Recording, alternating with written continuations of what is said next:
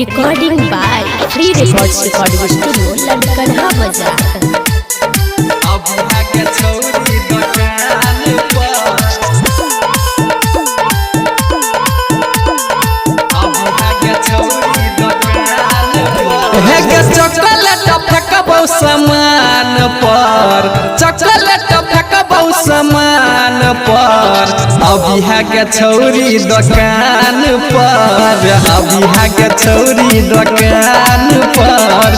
दाद बचुमाया गोगाल पर, दाद बचुमाया गोगाल पर। अभी है के छौरी दुकान पर, अभी है के छौरी दुकान पर। हेवे न गे अभी है के छौरी DJ ओम शंकर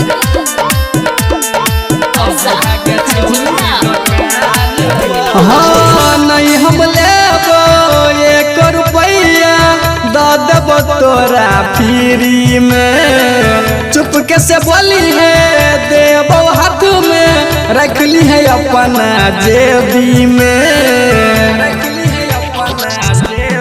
हे गे नहीं हम लेबो 1 रुपया दे देबो तोरा फ्री में। चुपके से बोली है देबो हाथ में, रखली है अपना जेबी में। मिला पड़तो तब मचान पर, मिला पड़तो तब मचान पर। अभी है के छौरी दुकान पर, अभी है के छौरी दुकान पर। चॉकलेट फेंकबो सामान पर, अभी है के छौरी दुकान पर, अभी है के छौरी दुकान पर। अभी है के छौरी DJ ओम शंकर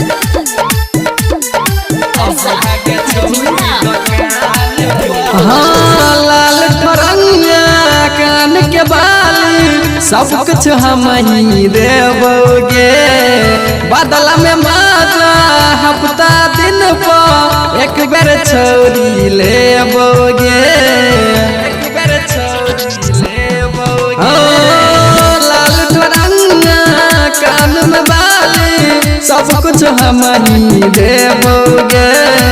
बदला में माता हफ्ता दिन पर एक बार छौरी लेबोगे।